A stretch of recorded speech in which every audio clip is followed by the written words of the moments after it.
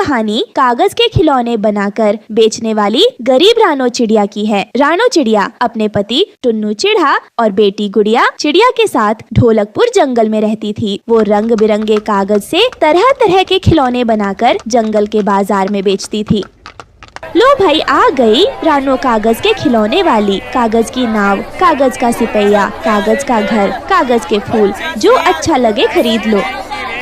रानो आंटी, ये कागज की फिरकी और नाव कितने की है? ना कम ना ज्यादा, सब मिला के 50-50 रुपया है। कहो तो दूं? हाँ दे दो रानो आंटी। पूरे जंगल में भी तेरे जैसे कागज के खिलौने कहीं नहीं मिलेंगे।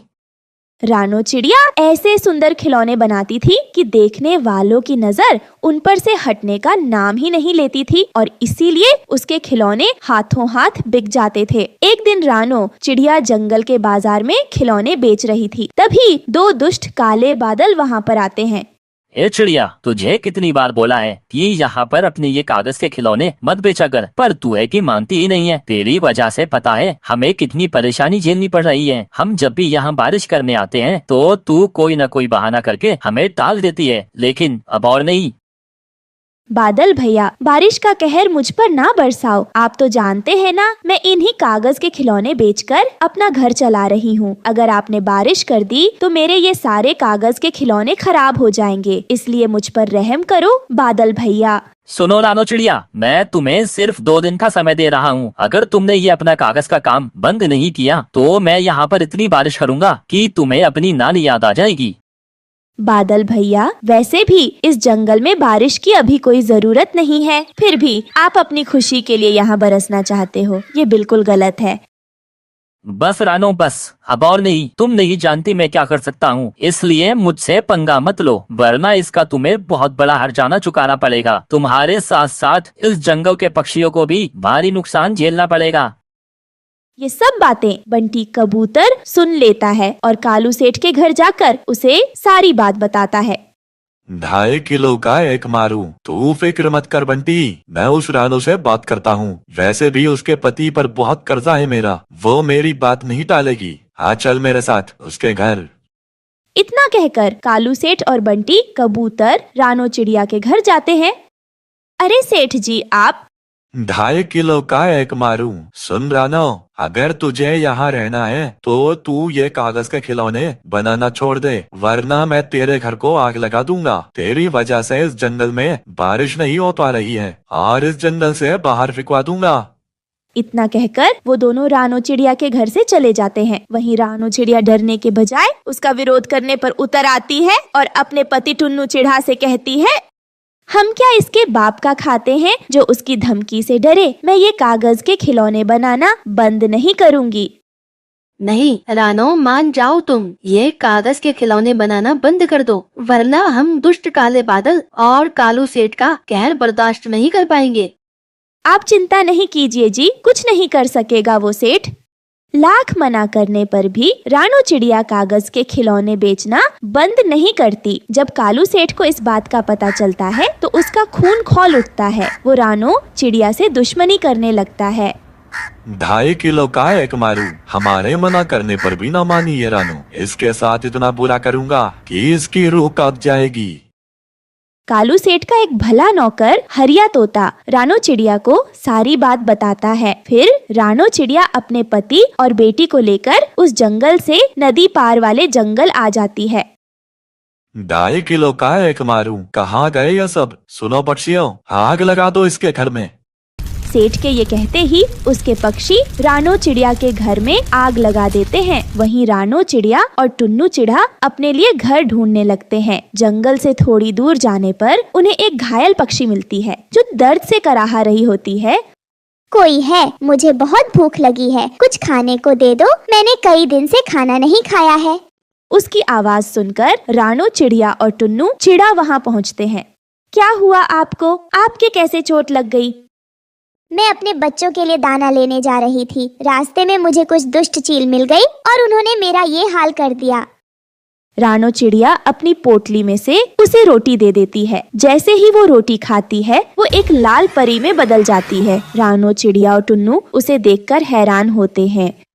मुझे देखकर तुम दोनों हैरान मत हो रानो, तुम एक भली चिड़िया हो और मैं तुम्हारा इम्तिहान ले रही थी। तुमने अपनी भूख की परवाह नहीं की और मुझे अपनी रोटी दे दी। सुनो रानो, तुम कागज के खिलौने बनाती हो ना, आज से तुम्हारे हाथों में वो जादू होगा कि तुम अपने मन में जो भी सोचकर किसी कागज को छूओगी वो कागज वैसा ही बन जाएगा।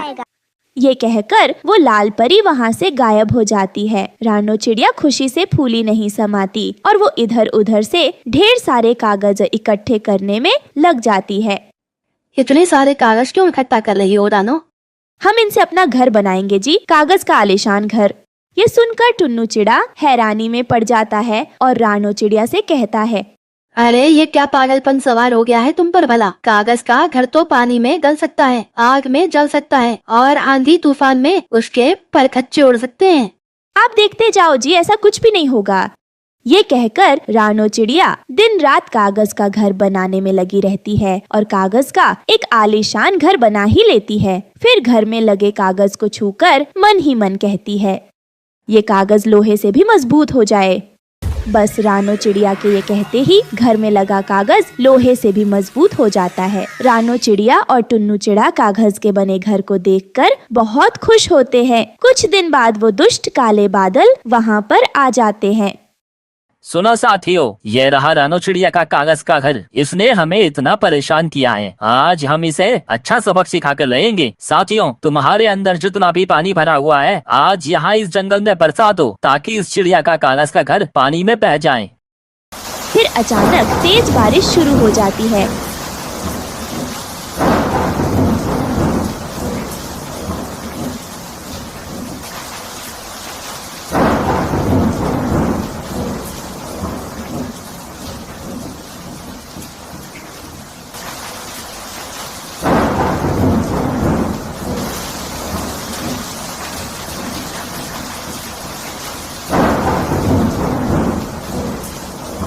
और उसकी वजह से भयंकर बाढ़ आ जाती है। बाढ़ का पानी जंगल के सब घरों में घुस जाता है और जंगल के पक्षी घर छोड़कर इधर उधर भागने लगते हैं। वहीं कालू सेठ की हवेली भी बाढ़ से नहीं बच पाती, लेकिन रानो का कागज का घर का बाल भी बाका नहीं होता। ये सब देखकर दुष्ट काले बादल हैरान हो जाते हैं, मगर वो कर भी क्या सकते थे। रानो चिड़िया का कागज का घर बाढ़ में भी शान से खड़ा रहता है। फिर रानो चिड़िया और टुन्नू चिड़ा अपनी बेटी गुड़िया के साथ कागज के बने घर में खुशी खुशी रहने लगते हैं।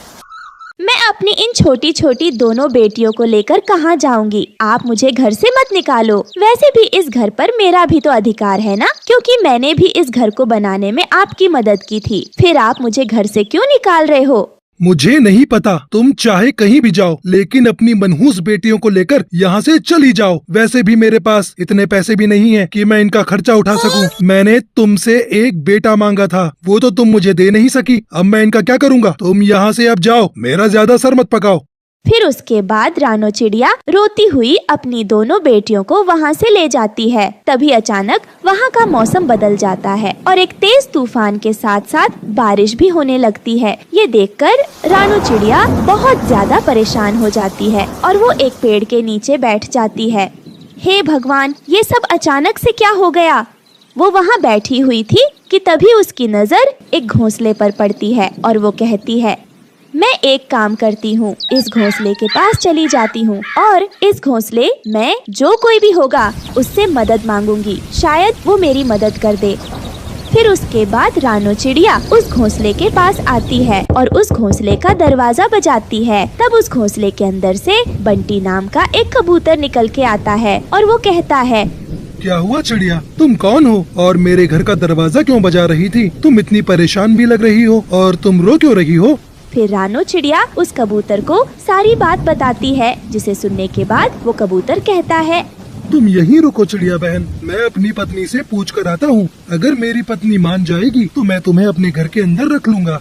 यह कहकर बंटी कबूतर अपनी पत्नी से पूछने आता है और वो रानो की सारी बातें अपनी पत्नी को बताता है, जिसे सुनने के बाद तो उसकी पत्नी को उस पर दया आ जाती है और वो उस चिड़िया को घर में रखने के लिए मान जाती है। फिर वो उस चिड़िया को घर के अंदर बुलाती है और उससे कहती है, चिड़िया बहन, तुम जितने दिन चाहो उतने दिन मेरे घोंसले में रह सकती हो। मेरा घोंसला बहुत बड़ा है। तुम्हारा बहुत बहुत धन्यवाद जो तुमने मेरी मदद की, लेकिन मैं ज्यादा दिनों तक आपके ऊपर बोझ नहीं बनूंगी। अगर मुझे कोई काम मिल जाएगा तो मैं उसे कर लूंगी।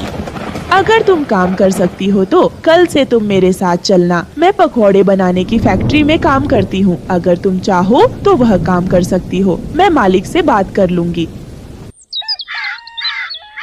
उसके बाद अगले दिन से रानो चिड़िया कबूतर की पत्नी बबली कबूतरी के साथ काम पर चली जाती है और बबली कबूतरी काम के लिए अपने मालिक कालू कौवे से बात करती है। फिर वहाँ रानो चिड़िया को काम मिल जाता है और वो वहाँ पकोड़े बनाने का काम करने लगती है। शाम को वो घर आकर अपनी दोनों बेटियों से कहती है, मेरी प्यारी बेटियों, तुम्हारे लिए खुशखबरी है कि मुझे काम मिल गया है और अब मैं जल्दी अपने लिए एक घर खरीद लूंगी और तुम्हारा स्कूल में दाखिला भी करवा दूंगी। कबूतर भैया ने और उनकी पत्नी ने हमारी बहुत मदद की है, इसलिए हम उन पर ज्यादा दिन तक बोझ नहीं बन सकते। तभी ये सब बातें बंटी कबूतर सुन लेता है और रानो चिड़िया से कहता है, रानो बहन, तुम ऐसा सोच भी कैसे सकती हो? भला एक भाई के लिए उसकी बहन बोझ कैसे बन सकती है? इसका मतलब रानो बहन, तुमने मुझे अपना भाई समझा ही नहीं। नहीं नहीं कबूतर भैया, ऐसा कुछ भी नहीं है। आप तो मेरे लिए सगे भाई से भी ज्यादा बढ़कर हो। रानो, अगर ऐसा है तो फिर कभी अपने मुंह से ऐसी बात निकालना भी नहीं, वरना मुझसे बुरा कोई नहीं होगा। चलो, अब तुम्हें नौकरी मिल गई है ना, तो अब तुम अपने हाथ से कुछ बढ़िया सा बनाकर खिला दो। मम्मा, आज आप घास के पकौड़े बनाओ, क्योंकि बहुत दिन हो गए हैं आपने घास के पकौड़े नहीं बनाए हैं। क्या घास के पकौड़े? घास के पकौड़े कैसे होते हैं? मैंने तो आज तक घास के पकौड़े न खाए न देखे। कबूतर अंकल, मेरी मम्मा घास के पकौड़े बहुत ही टेस्टी बनाती है। मम्मा, एक बार इन्हें बनाकर खिलाओ तो जरा। हाँ हाँ रानो बहन, तो चलो आज तुम घास के पकौड़े बनाओ, मैं भी तो खाकर देखूं कि कैसे होते हैं घास के पकौड़े। ठीक है, मैं अभी आपके लिए घास के पकौड़े बना लाती हूँ। फिर कुछ ही देर में रानो चिड़िया घास के पकौड़े बना लाती है। तब सभी घास के पकौड़े बड़े चाव से खाते हैं। तभी खाने के बाद कबूतर कहता है, वाह रानो बहन, सच में तुम्हारे ये घास के पकौड़े तो बहुत टेस्टी हैं। मजा आ गया इन्हें खाकर तो। कबूतर अंकल, मम्मा के हाथों के बने घास के पकोड़े होते बहुत टेस्टी हैं, इसीलिए तो हमें बहुत पसंद आते हैं। रानो बहन, तुम तो बेकार में किसी दूसरे के यहाँ काम करने जा रही हो। मैं तो कहता हूँ कि तुम खुद की ही इसी घास के पकौड़े की दुकान खोल लो, तुम्हारी दुकान खूब चलेगी। नहीं नहीं कबूतर भाई, मुझे काम मिल गया है ना, तो मैं उसी में खुश हूँ। मैंने तो कभी इसके बारे में सोचा ही नहीं था। फिर उसके बाद रानो चिड़िया अपने काम पर आ जाती है और रानो चिड़िया बहुत ही मेहनती थी, इसलिए वो अपना काम अच्छे से करती थी और वहाँ उसके कई दोस्त भी बन गए। ऐसे ही समय बीतता गया और रानो चिड़िया को 1 महीना हो जाता है। तब उसे उसके काम के पैसे मिलते हैं। तभी दुकान का मालिक कालू कौवा रानो चिड़िया से कहता है, ये लो रानो, तुम अपने काम के पैसे, और हाँ, यह कुछ पैसे एक्स्ट्रा भी ले लो। ये तुम्हारी बेटियों के खर्च के लिए, क्योंकि मुझे बबली बहन से पता चला है कि तुम किसी मुसीबत से गुजर रही हो। लेकिन मालिक जी, इस सब की क्या जरूरत है? रानो, तुम इन पैसों से अपने बच्चों के लिए खिलौने ले जाना। वैसे भी तुम्हें पहले महीने की तनख्वाह मिली है ना, तो तुम्हारे बच्चे भी खुश हो जाएंगे। फिर रानो उन पैसों से अपनी बेटियों के लिए मिठाई और खिलौने ले आती है, जिन्हें देखकर उसकी बेटियां बहुत खुश होती हैं। ऐसे ही समय बीतता गया और सब कुछ अच्छा चल रहा था। फिर एक दिन फैक्ट्री का मालिक सबको बुलाकर कहता है, मुझे आपको ये बात बताने में बहुत दुख हो रहा है, लेकिन क्या करूं, बताना पड़ेगा कि हमारी फैक्ट्री अब बंद होने वाली है, क्योंकि ये पहले से ही बहुत लॉस में चल रही थी। लेकिन फिर भी हमने सोचा कि समय के साथ साथ सब ठीक हो जाएगा। लेकिन हमारी बुरी किस्मत कुछ भी ठीक नहीं हुआ और अब हम ज्यादा नुकसान बर्दाश्त नहीं कर सकते, इसलिए हम इस फैक्ट्री को बंद कर रहे हैं। तो आप सभी कहीं और अपना काम देख लीजिए।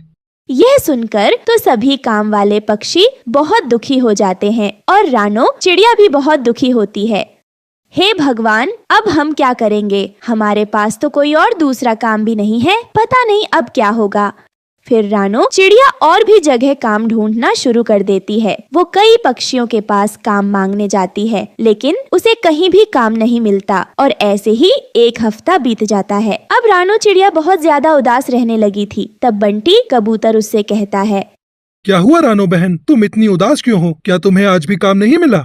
हाँ कबूतर भैया, आज भी मैं कई पक्षियों के पास गई थी, लेकिन कहीं काम नहीं मिला और सबने कह दिया कि अभी हमें जरूरत नहीं है, जब जरूरत होगी तब बता देंगे। कबूतर भैया, अब तो मेरे पास ज्यादा पैसे भी नहीं बचे हैं, अब मैं अपने घर का खर्चा कैसे चलाऊंगी?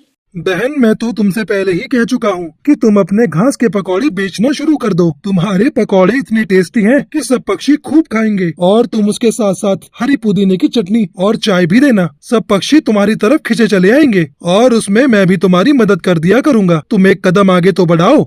लेकिन कबूतर भाई, मेरे पास इतने पैसे भी तो नहीं है कि मैं एक ठेला लेकर पकौड़े बेच सकूं। रानो, तुम पैसों की चिंता मत करो, पैसे तुम मुझसे ले लेना।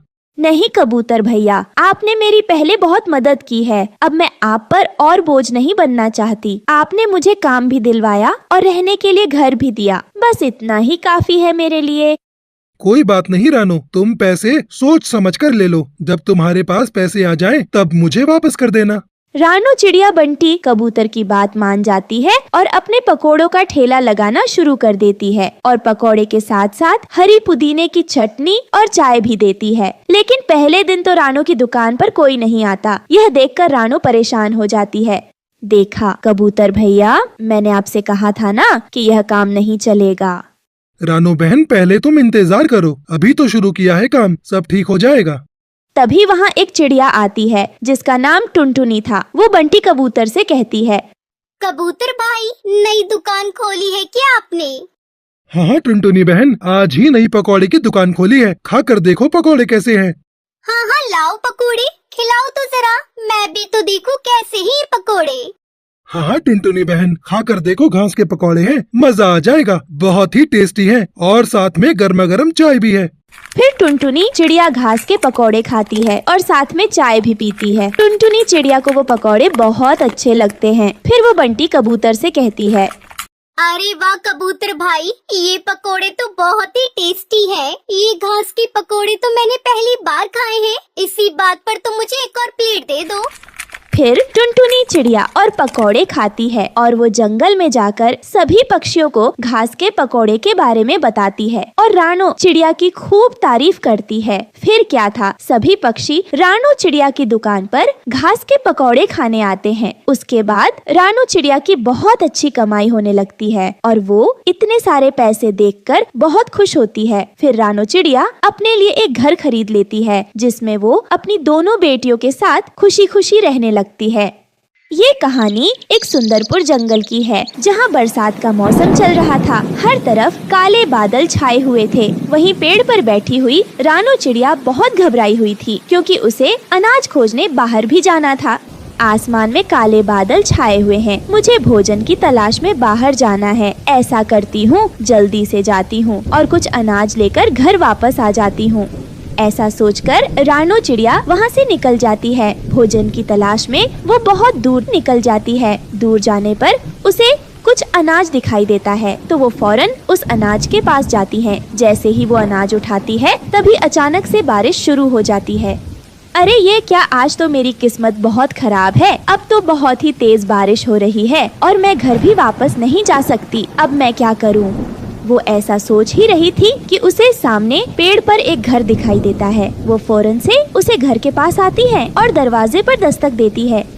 अरे कोई है तो मेरी मदद करो, मैं बारिश में भीग रही हूँ, दरवाजा खोलो, बाहर बहुत तेज बारिश हो रही है। तभी उसकी आवाज सुनकर बाहर बबली कबूतरी आती है। वो घर बबली कबूतरी का था। अरे बहन, अनाज की तलाश में मैं बहुत दूर निकाल आई हूँ। अब मैं घर वापस नहीं जा सकती, बारिश भी बहुत तेज है। मुझे अपने घर में रहने के लिए थोड़ी सी जगह दे दे। जैसे ही बारिश रुक जाएगी मैं वापस चली जाऊंगी बहन। अरे बहन, मेरे पति भी बाहर गए हुए हैं। ऐसे मौसम में पता नहीं वो कहाँ चले गए हैं, अभी तक लौट कर नहीं आए। मुझे तो उनकी बहुत फिक्र हो रही है। बहन, आप अंदर आ जाइए। ऐसा कहते हुए वो रानो चिड़िया को घर के अंदर ले जाती है। बहन, मैंने इनको कहा भी था कि बरसात शुरू होने वाली है, अभी बाहर ना जाएं, लेकिन इन्होंने मेरी एक बात ना सुनी। अब देखिए ना कितनी बारिश हो रही है और मुझे उनकी बहुत ज्यादा फिक्र हो रही है। बहन, आप फिक्र ना करें। जैसे आपने मेरी मदद की है, हो सकता है किसी और पक्षी ने भी उनकी मदद कर दी हो। आप मेरे अनाज में से कुछ खा लो। नहीं नहीं बहन, मैं अभी खाना नहीं खा सकती जब तक मेरे पति घर नहीं आ जाते। मुझे कुछ भी अच्छा नहीं लग रहा। दूसरी तरफ बंटी कबूतर अनाज की तलाश में दूर चला जाता है। तभी उसे एक घर दिखाई देता है और वह दरवाजा खटखटाता है। अंदर से गोरी कौवी बाहर आती है। वो बहुत ही लालची थी। बहन, ऐसी बारिश में मैं घर नहीं जा सकता। मुझे अपने घर पर रहने के लिए थोड़ी सी जगह दे दो। जब बारिश बंद होगी तो मैं वापस अपने घर चला जाऊंगा। कबूतर, ये मेरा घर है, कोई अनाथ आश्रम नहीं है। मैं हर किसी को अपने घर में ऐसे तो नहीं रख सकती। हाँ, अगर तुम मुझे इसके बदले में कुछ दे सको तो शायद मेरा इरादा बदल जाए। आपको देने के लिए मेरे पास बस ये थोड़ा सा अनाज है, जिसमें से आधा अनाज आप ले लें और आधा मैं घर ले जाऊंगा। गोरी कौवी आधा भोजन लेकर कबूतर को घर के अंदर आने देती है। फिर वो सारा भोजन खा जाती है, लेकिन उसकी भूख खत्म नहीं होती। कबूतर, मेरा इरादा बदल गया है। तुम मेरे घर से अभी के अभी बाहर निकलो। जैसे ही बारिश रुक जाएगी मैं वापस चला जाऊंगा। कौवी बहन, मेरे घर से अभी के अभी निकल जाओ, नहीं तो बचा हुआ अनाज मुझे दे दो। कबूतर मजबूर होकर उसे बाकी खाना भी दे देता है। थोड़ी ही देर बाद बारिश रुक जाती है। कबूतर, ओ कबूतर, मेरे पेट में बहुत ज्यादा दर्द हो रहा है। मुझे डॉक्टर के पास ले चलो या किसी डॉक्टर को मेरे पास ले आओ। बारिश भी रुक चुकी है। अब मैं आपकी कोई मदद नहीं कर सकता। आपने मेरा सारा भोजन खा लिया है, इस वजह से तुम्हारे पेट में दर्द हो रहा है। ऐसा बोलकर कबूतर वहाँ से वापस अपने घर की ओर निकल जाता है और अपने घर पहुँच जाता है। आप आ गए जी। मैं कितना परेशान हो रही थी। वो मैं बारिश से बचने के लिए गोरी कौवे के घर चला गया। वो लालची कौवी, आपको तो पता होना चाहिए कौवे बहुत लालची और दुष्ट होते हैं। उनसे तो हम पक्षियों को दूर ही रहना चाहिए। बहन, आप सही कह रही हैं, लेकिन मेरे पास कोई और रास्ता नहीं था। बारिश के कारण मैंने उनसे मदद मांगी, लेकिन उसने बदले में मेरा सारा भोजन ले लिया। कबूतर भाई, आप परेशान ना हो, ये मेरे पास भोजन है, आप इसे ले ले। वैसे भी बबली बहन ने मेरी काफी मदद की है। अगर वो मुझे घर में रुकने की जगह ना देती तो मैं बारिश में भीगकर बीमार पड़ जाती।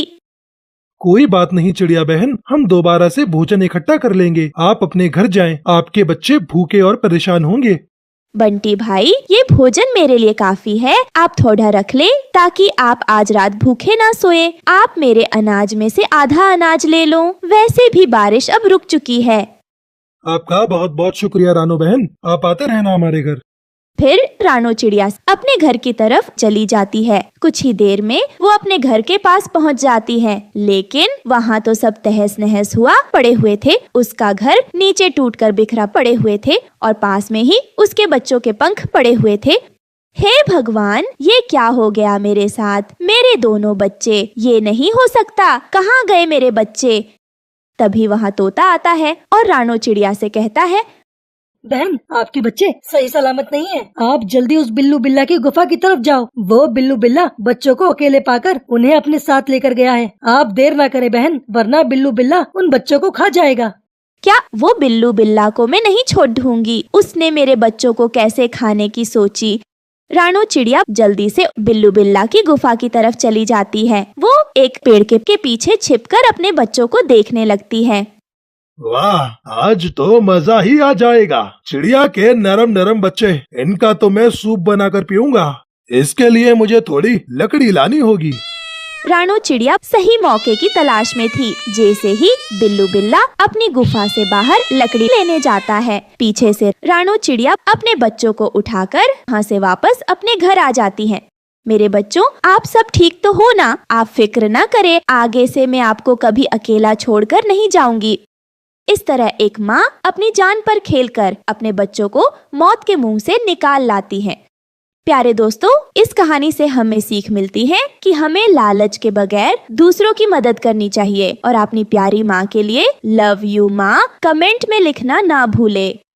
सुंदरवन के जंगल में रानो चिड़िया अपने 3 बच्चों के साथ रहती थी, जिनका नाम गुड़िया, कुकू और लाली था। रानो चिड़िया के बच्चे जब छोटे थे तब वो आसपास से थोड़ा सा भोजन इकट्ठा कर लेती, जिससे उनका गुजारा हो जाता। पर अब बच्चे बड़े हो रहे थे, उन्हें ज्यादा भोजन की जरूरत थी। फिर एक दिन रानो चिड़िया ने सोचा, मैं सोच रही हूँ क्यों ना मैं लकड़ी का अपना मजबूत घर बना लूँ। वैसे भी बारिश का मौसम आने वाला है और मैं अपने बच्चों को अकेले इस मिट्टी के घर में नहीं छोड़ सकती। अगर मैं लकड़ी का घर बना लूंगी तो मैं अपने बच्चों को उस लकड़ी के घर में छोड़कर आराम से दूर जा सकूंगी और अपने बच्चों के लिए ज्यादा भोजन ला सकूंगी।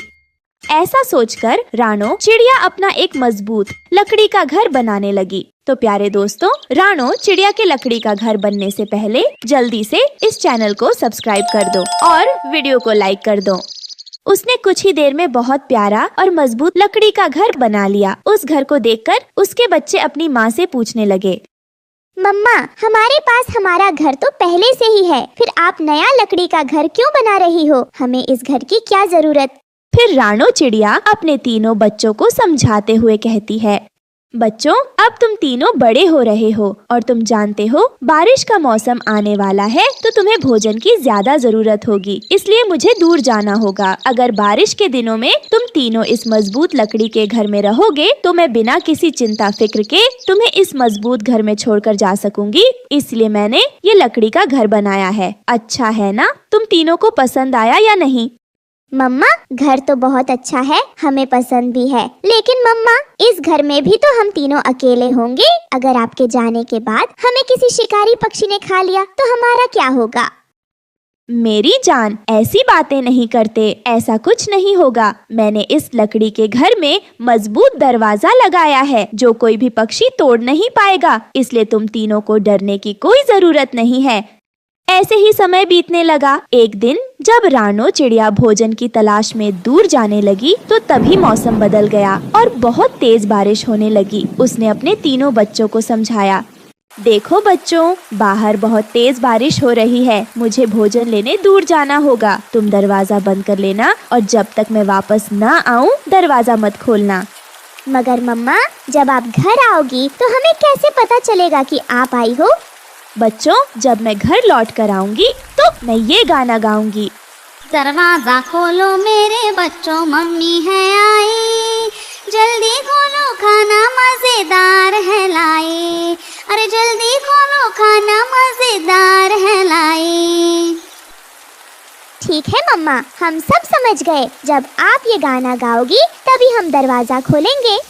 हाँ मेरी गुड़िया, तुम बहुत ही सयानी और चतुर हो, फिर तुम दरवाजा खोल देना। ठीक है, चलो अब मैं चलती हूँ, तुम तीनों अपना ख्याल रखना।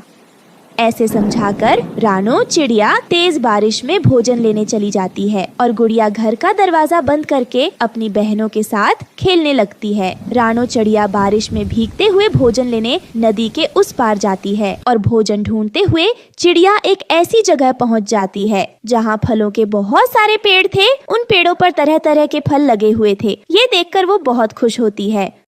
अरे वाह, यहाँ तो तरह तरह के मीठे फल लगे हैं। बहुत अच्छा किया जो मैंने अपने बच्चों के लिए सुरक्षित और मजबूत लकड़ी घर बना लिया। अब मैं रोज अपने बच्चों के लिए मीठे मीठे फल लेने यहाँ आऊंगी। अभी थोड़ा समय ही गुजरा थी कि वहाँ एक तोता पक्षी आ जाता है और रानो चिड़िया से बोलता है, बहन, आपको पहले कभी इस जंगल में नहीं देखा। आप कहाँ से और किस जंगल से आई हो? हाँ तोते भैया, मैं इस जंगल की नहीं हूँ, मैं पास वाले जंगल से आई हूँ अपने बच्चों के लिए भोजन लेने। ये कहकर रानो चिड़िया फल तोड़कर अपने घर वापस आ जाती है और वो गाना गाने लगती है, दरवाजा खोलो मेरे बच्चों, मम्मी है आई, जल्दी खोलो खाना मजेदार है लाए, अरे जल्दी खोलो खाना मजेदार है लाए। ये सुनकर बच्चे समझ जाते हैं कि उनकी मम्मा आ गई। फिर गुड़िया चिड़िया दरवाजा खोल देती है और रानो चिड़िया घर के अंदर आ जाती है। बच्चों देखो, मैं आपके लिए मीठे मीठे फल लेकर आई हूँ। मम्मा, क्या हम अब रोज रोज मीठे मीठे फल खाएंगे? हाँ बच्चों, आज मैं जहाँ गई थी वहाँ बहुत सारे मीठे फल हैं। मैं हर रोज अपने बच्चों के लिए मीठे मीठे फल लाया करूँगी। फिर चिड़िया अपने बच्चों के साथ मिलकर फल को खाने लगती है। इस तरह रानो चिड़िया अब हर रोज मीठे फल लेकर आती, फिर दरवाजे के बाहर से गाना गाती, दरवाजा खोलो मेरे बच्चों, मम्मी है आई, जल्दी खोलो खाना मजेदार है लाए, अरे जल्दी खोलो खाना मजेदार है लाए। रानो चिड़िया घर के अंदर चली गई। यह सब कालू कौवा छिपकर देख रहा था। अच्छा, तो ये बात है। चिड़िया के ऐसे कहने पर दरवाजा खुल जाता है। अब तो चिड़िया के बच्चों के नरम नरम मांस शिकारी चील खाएगा। मैं अभी जाकर शिकारी चील को सब बताता हूँ। फिर कालू कौवा शिकारी चील के पास पहुँचता है। सुनो शिकारी चील, मैं तुम्हारे लिए बहुत अच्छी खबर लेकर आया हूँ। जल्दी बता कालू कौवे, कौन सी अच्छी खबर लाया है? शिकारी चील, मैंने चिड़िया के 2 बच्चे देखे हैं। चिड़िया के 2 बच्चे? जल्दी बता कालू, कहाँ देखे तूने चिड़िया के बच्चे? शिकारी चील, बता दूंगा। आपको इतनी भी क्या जल्दी है? पहले ये बताओ, बदले में तुम मुझे क्या दोगे? कालू कौवे, मुझे पता था बदले में तू मुझसे जरूर कुछ मांगेगा। चल, बदले में तुझे मैंने अपनी दोस्ती दी। अगर कोई पक्षी तुझ पर हमला करेगा तो मैं उसे जान से मार डालूंगा। फिर कालू कौवा रानो चिड़िया के घर का पता शिकारी चील को बता देता है। कालू, उस चिड़िया के घर का दरवाजा तो हमेशा बंद रहता है। आप उसकी फिक्र ना करें, दरवाजा खुलवाना तो मेरे बाएं हाथ का खेल है। आप बस खाने की चिंता करो।